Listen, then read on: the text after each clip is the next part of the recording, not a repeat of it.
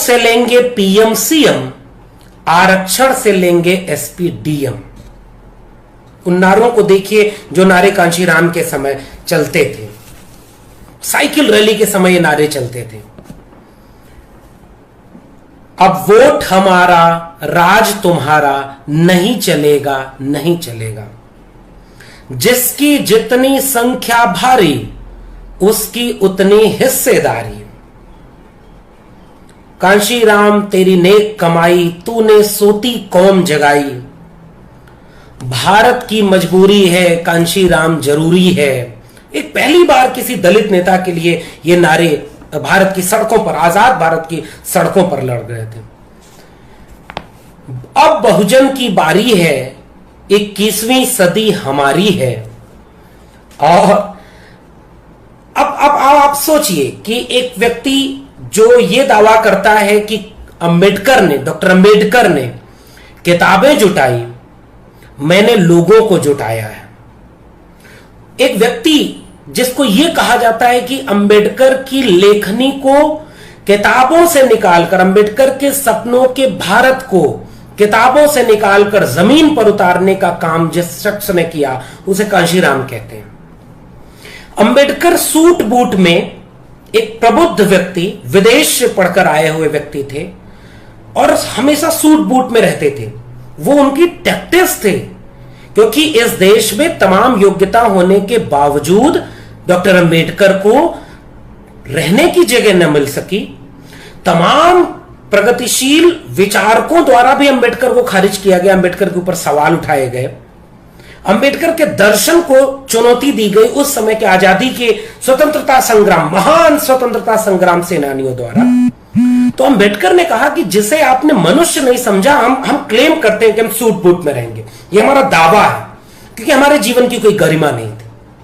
तो suit boot में रहने वाले एक नायक के बाद उसे जमीन पर उतारने की कोशिश करता हुआ एक दूसरा शख्स जब उत्तर भारत की राजनीतिक गलियारों में आता है, तो वो हाफ शर्ट पहनता है और एक सामान्य सी पैंट पहनता है।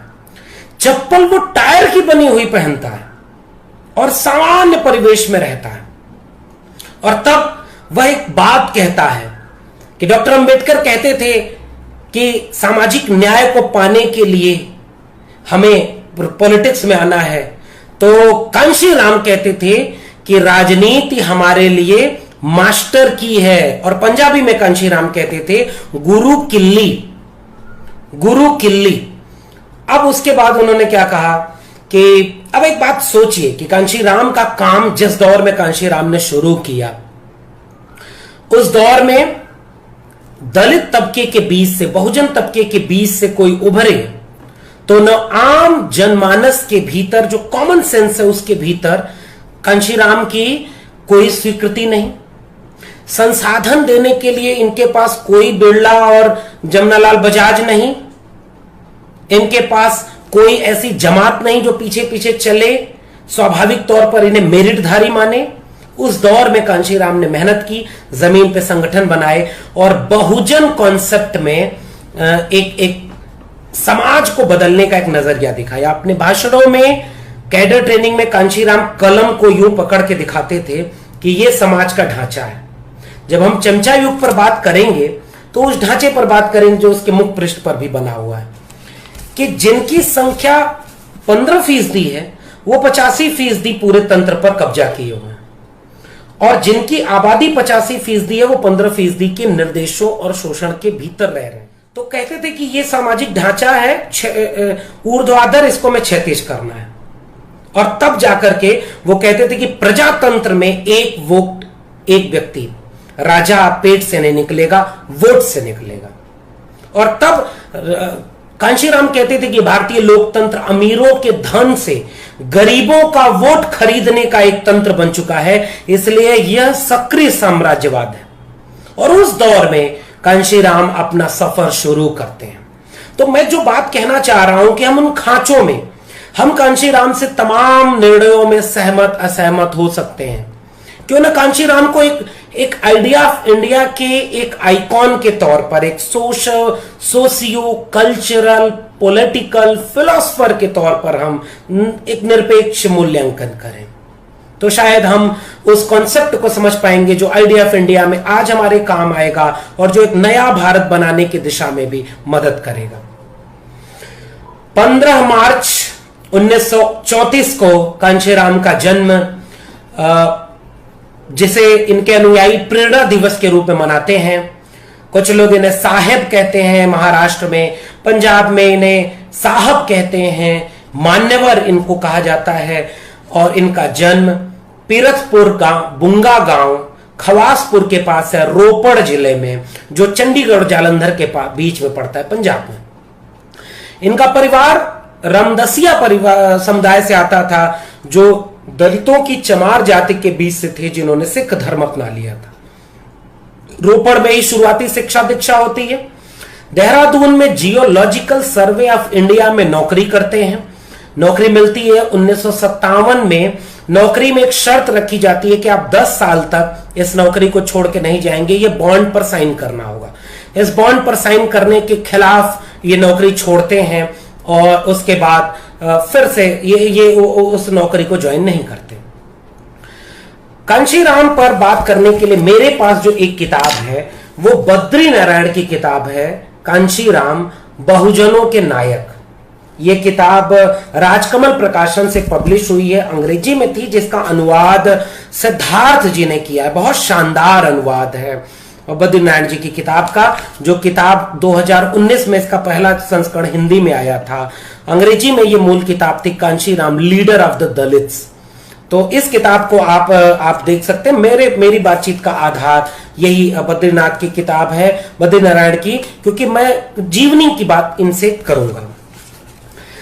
बद्री नारायण जी ने 4 भागों में, 4 चरणों में डॉक्टर कांशीराम, मान्यवर कांशीराम को देखने की बात की है। पहला चरण वो मानते हैं कि 1958 से 1964 के बीच होता है। पूना में नौकरी मिलती है, centre institute of military executive में रिसर्च साइंटिस्ट के तौर पर। और यहां एक वाकया होता है जिसका जिक्र, एक दिक्कत है इस किताब में। चूंकि बद्री नारायण जी की किताब है तो मैं 1-2 टिप्पणियां अपनी जरूर करना चाहूंगा। जब भी एक सवर्ण तबके में जो डी क्लास होकर के लिखने की कोशिश होती है, वहां दिक्कत होती है। जैसे एक ये कह रहे हैं कि कमंडल के विरोध में मंडल आंदोलन आया था, पेज नंबर 12 पर भूमिका में, ये गलत तथ्य है। उसके बाद ये दूसरी जो इनकी दिक्कत है वो आरक्षण आधारित, उत्तर भारत में पिछड़ी जातियों की राजनीति को आरक्षण आधारित राजनीति कहते हैं। तो बसपा, राजद, इन जातियों ने जो किसानों के लिए काम किया वो क्या आरक्षण आधारित काम था? बद्री नारायण जी से मेरा ये सवाल है।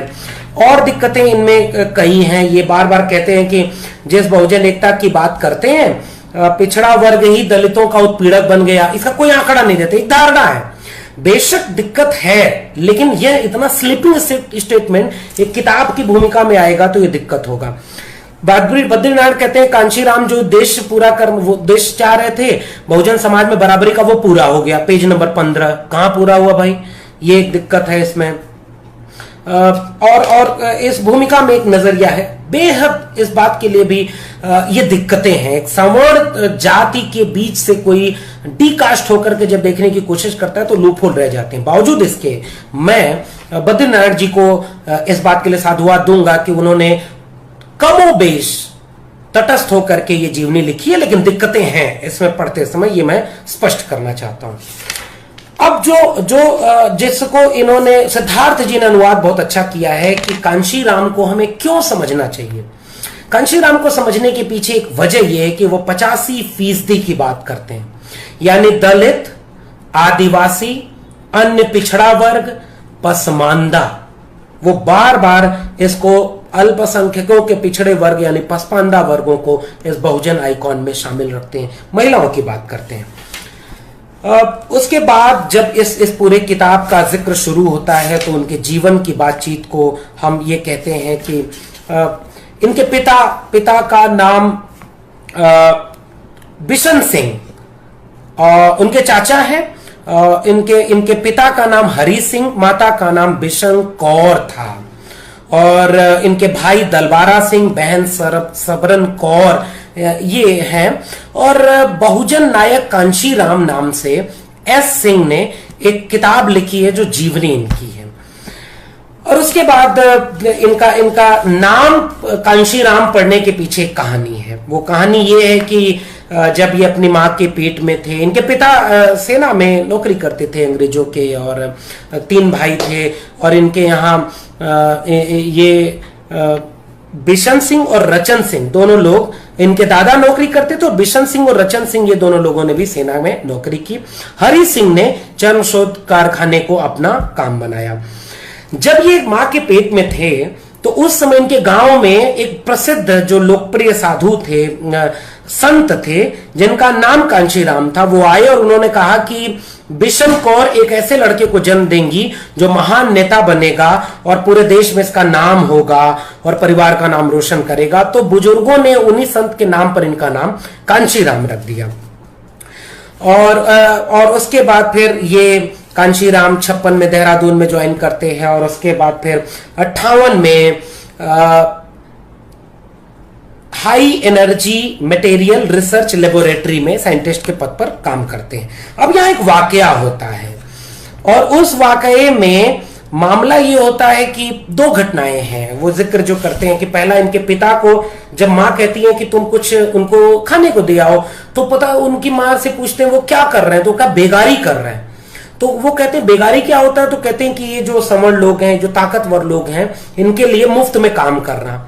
और मुफ्त में काम करने के लिए जब वो जाते हैं तो देखते हैं कि पिता झंडा एक डोरी से खींच रहे होते हैं, अधिकारी सो रहा होता है, वो बाहर काम कर रहे होते हैं। तो वो कहते हैं कि ये गलत है और उसका विरोध करते हैं। तो पिता उनको समझाते हैं। ये विद्रोही चेतना कांशीराम में बचपन से थी। अब जिस वाकये का जिक्र हम कर रहे थे वो इनकी नौकरी करते समय पुणे का वाकया है। 1960 का दशक है। कांशीराम जिस प्रयोगशाला में काम कर रहे थे वहां गौतम बुद्ध और अंबेडकर जयंती पर छुट्टी होती थी, लेकिन ऊपरी जातियों के वर्चस्व के चलते इस छुट्टी को रद्द कर दिया गया और बाल गंगाधर तिलक, गोपाल कृष्ण गोखले के नाम पर छुट्टी हो गई। बहुत लोग इसके विरोध का साहस नहीं कर पा रहे थे, लेकिन चतुर्थ श्रेणी के कर्मचारी दीना भाना, जो राजस्थान के जैसलमेर में बंगी जाति से आते थे, इन्होंने इसका विरोध करने की ठानी और विरोध किया। और उसके बाद बुद्ध जयंती और अंबेडकर जयंती के दिन छुट्टी पर रहे और तमाम जगहों पर लिखित शिकायत की। और जिस दिन तिलक जयंती और गोपाल कृष्ण गोखले जयंती थी उस दिन वो काम पर आए। इस विरोध के चलते उनको नौकरी से निकाल दिया गया। और फिर कांशीराम जब उनसे मिलते हैं तो कांशीराम उनकी मदद करते हैं और उनसे कहते हैं कि उन्होंने कहा कि दीना भाना ने कांशीराम से कहा कि उन्हें छुट्टी और नौकरी दोनों चाहिए, क्योंकि ये उनका संवैधानिक अधिकार है, उसके लिए लड़ेंगे। तो उसके बाद उन्होंने कहा कि अधिकार छीने नहीं जाते, मांगे जाते हैं, मांगने से केवल भीख मिलती है। वे लोग जो अपने अधिकारों को के लिए नहीं लड़ते, उन अधिकारों को अपना हक मानते हैं, उन्हें लड़ना पड़ेगा। कि जो लोग नौकरी पा गए, जो दलित पिछड़े आदिवासी गांवों में है, उनके साथ तो जाति के नाम पर प्रताड़ना है ही, लेकिन जो लोग नौकरी पा गए उनके साथ भी भेदभाव खत्म नहीं हुआ है। और इस बात से उनको कर्मचारियों और नौकरी पेशा लोगों को लेकर के एक टीस मन में पैदा होती है। और उस दिन वो उस समय विचार कर रहे थे कि इस देश में हमारी पहचान क्या है, हमारे अधिकारों की रक्षा कौन करेगा। यदि कोई न्यायाधीश, कोई अधिकारी और कोई मंत्री हमारा नहीं है, हमारे समुदाय का नहीं है, तो कौन हमारी समस्या सुनेगा।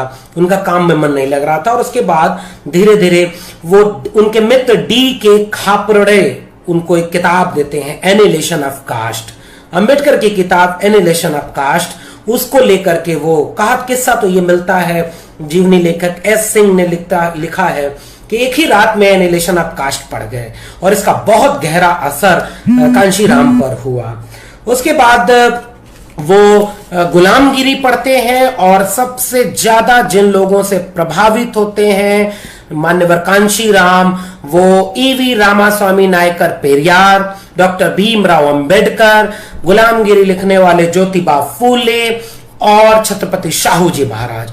इन विचारकों से कांशीराम बहुत ज्यादा प्रभावित होते हैं और उसके बाद वो नौकरी छोड़ते हैं और दूसरा चरण यहां से शुरू होता है।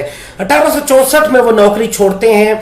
उस समय जो आरपीआई था, रिपब्लिक पार्टी ऑफ इंडिया, उसकी सदस्यता लेते हैं। 1971 के चुनाव में आरपीआई और कांग्रेस का गठबंधन होता है और उस गठबंधन में 521 सीटों पर कुल चुनाव लड़ा जाता है, जिसमें से 520 सीटें कांशीराम लिखते हैं कि गांधी की पार्टी कांग्रेस के पास रहती है और 1 सीट अंबेडकर की पार्टी आरपीआई को मिलती है। इस बात से वो बहुत नाराज होते हैं और वो ये कहते हैं कि जो धरती फूले, अंबेडकर और साहू जी की धरती है, यहां आरपीआई अंबेडकर की पार्टी को 1 सीट पर, और वो भी हार गए। तो इससे वो नाराज होते हैं और आरपीआई छोड़ते हैं। यहां से कांशीराम जी के जीवन का तीसरा चरण शुरू होता है और 1971 में पूना में ही SC ST OBC minority community employees association SMCEA का गठन करते हैं, जो बाद में चल करके backward and minority community employees federation यानी बामसेफ का रूप लेता है। अब यहां से मैं जिस बात पर जोर देना चाहता हूं और क्यों आज हमें मान्यवर कांशीराम को पढ़ने, समझने और किसी भी तरह के पूर्वाग्रह को हमें दूर करने के लिए कांशीराम को समझना जरूरी है, क्योंकि कांशीराम डॉक्टर अंबेडकर को पढ़ते हुए भी फूले, पेरियार और साहू जी को जोड़ करके एक वैचारिकी बनाने की कोशिश करते हैं।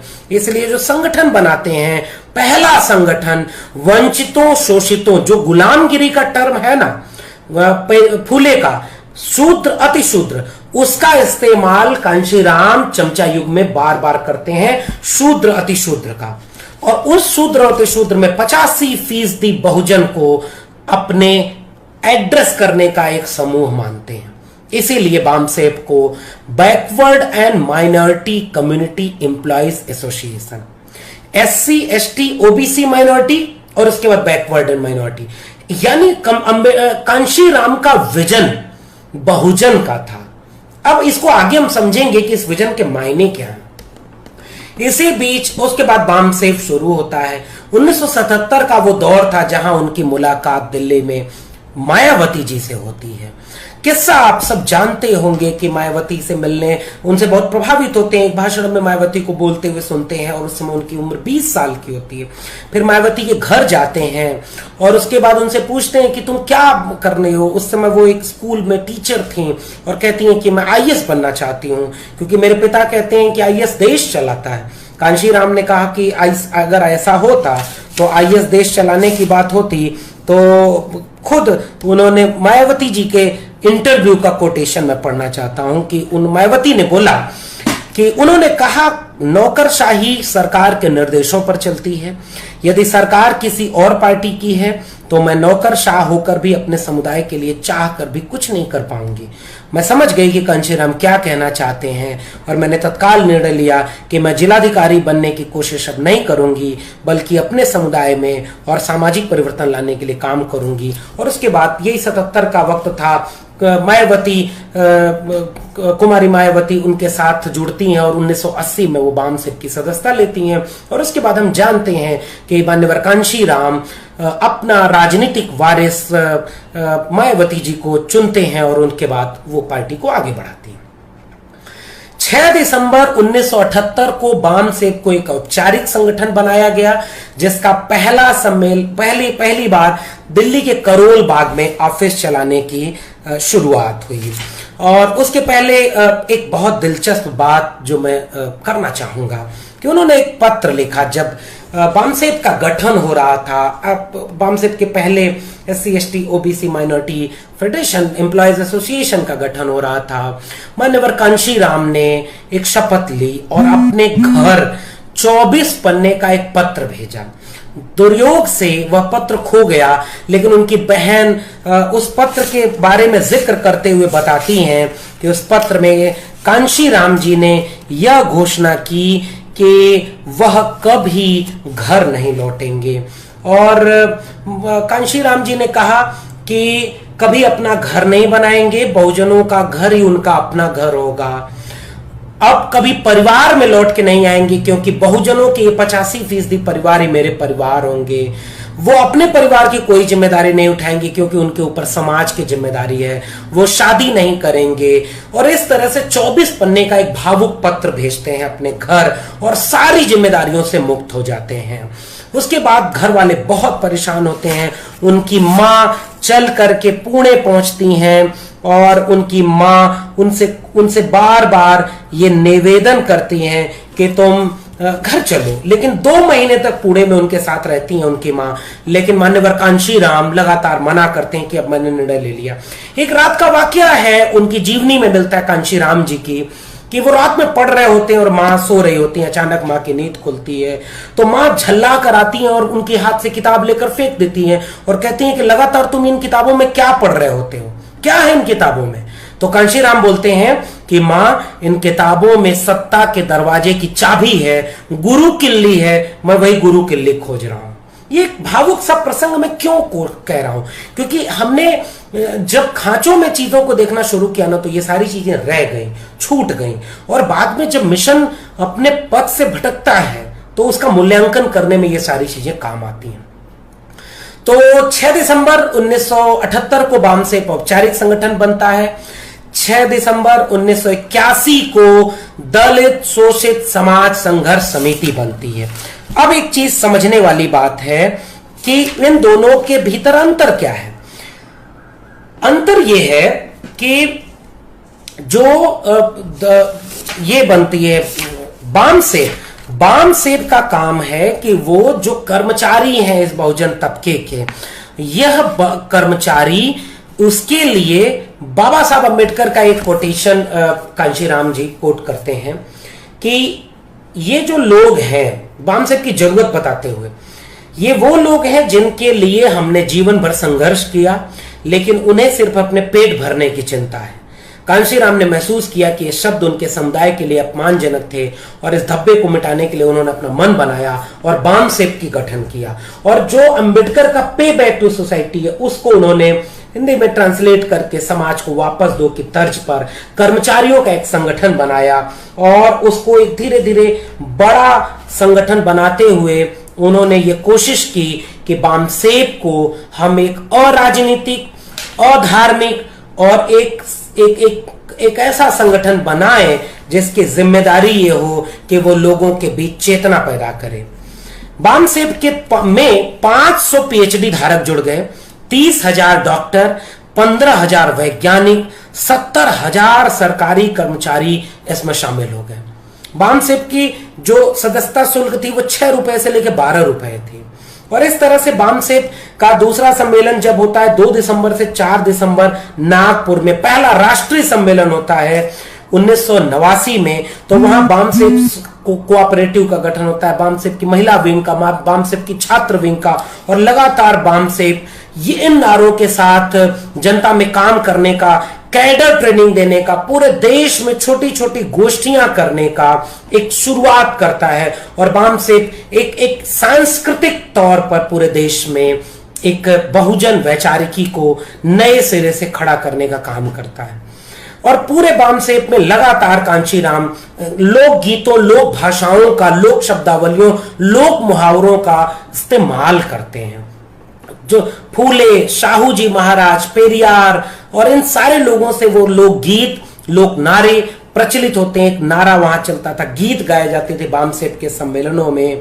काम अधूरे पूरे करना भीम ने सिखलाया है, पढ़ना लिखना ज्ञानी बनना भीम ने सिखलाया है, साहस पूर्वक बुद्धिमानी भारत माँ के लाल विद्वानी, जनहित में हर काम किया है, अपने वतन का नाम किया है, मार्ग खोला ज्ञान का भीम ने मानो हमें बताया है, पढ़ना लिखना ज्ञानी बनना भीम ने सिखलाया। ऐसे स्लोगन, एक ऐसा संगठन जो अराजनीतिक तौर पर बामसेप पूरे देश में SC, ST, OBC माइनॉरिटी को एकजुट करके एक बड़ा कल्चरल ऑर्गेनाइजेशन के तौर पर काम करता है और लगातार पूरे देश में इससे वो आगे बढ़ते हैं। और एक महत्वपूर्ण बात यह है कि जब इस संगठन के तहत वो आगे बढ़ते हैं तो उनको एक चीज महसूस होती है कि राजनीतिक दावेदारी के बिना हम कोई आमूलचूल परिवर्तन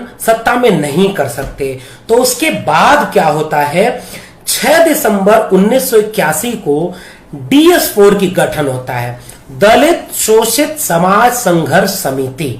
और इसके लिए बड़ा प्रसिद्ध सा स्लोगन है। आज आपको अटपटा लग सकता है, लेकिन इसको बारीकी से अगर आप समझेंगे तो इसके मानी को आप गहराई में समझ पाएंगे। ठाकुर बाभन बनिया छोड़, बाकी सब है DS4। यानी एक क्लियर कट डिवीजन है, वंचित शोषित बनाम शोषक का।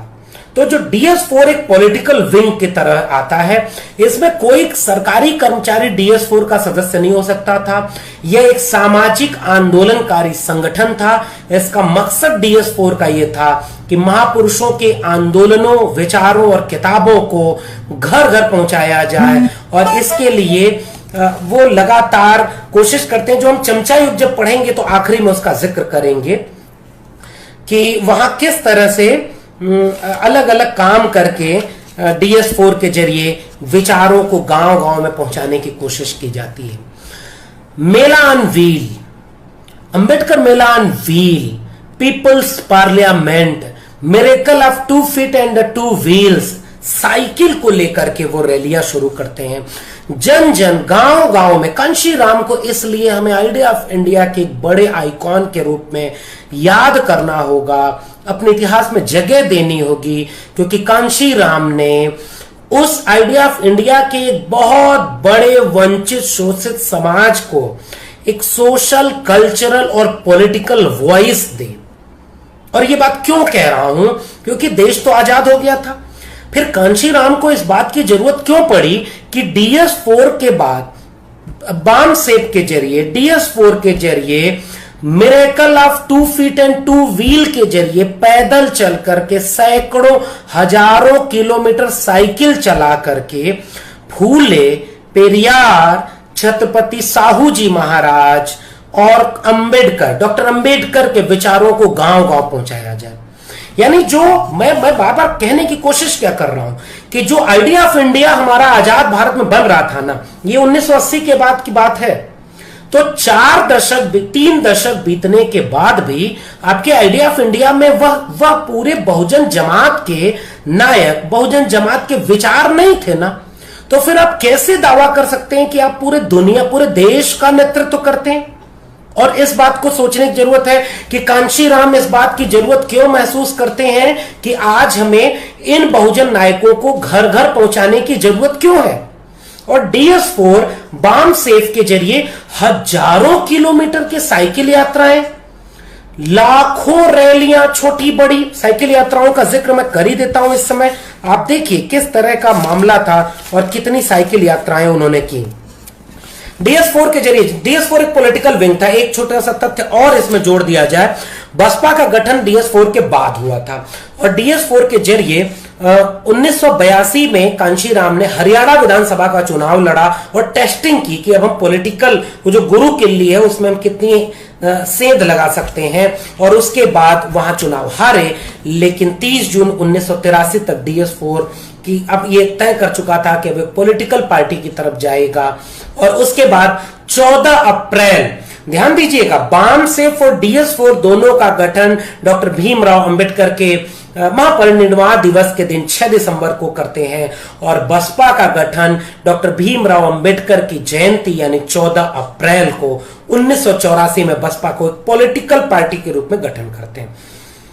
अब कांशीराम को क्यों हमने समझा नहीं, कांशीराम इस बात की जरूरत महसूस करते थे। 1980 में ऑप्रेस्ड इंडिया नाम से पत्रिका निकालने की शुरुआत करते हैं, और कांशीराम लिखते हैं कि इसके 9 भाई और होंगे जो दलित शोषित जमात की आवाज को आम जनता तक ले जाएंगे। 3 साप्ताहिक पत्रिकाएं और 4 मासिक पत्रिकाएं जो अलग अलग 4 केंद्रों से देश में अलग अलग 4 भाषाओं में निकलेंगी।